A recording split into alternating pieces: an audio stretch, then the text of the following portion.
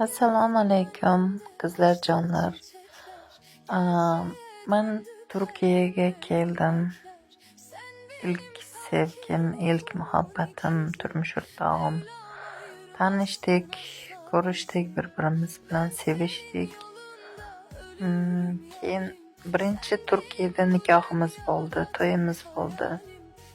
Nikoh xuddi O'zbekistondagidek emas, nikoh salonda, restoranda ya'ni bo'ladi. Xina marosimlari bo'ladi. Nikoh keladi sizga nikoh uyidan dokumentlaringizni topshirasiz, nikohdan o'tasiz. Sizga shu yerda tantanali ravishda topshiradi nikoh qog'ozingizni. Qarangki, biz turmush o'rtog'im bilan 3 marta to'y qilish nimasida qoldik. Birinchi Izmir, ya'ni yashaydigan shahrimizda nikohimiz.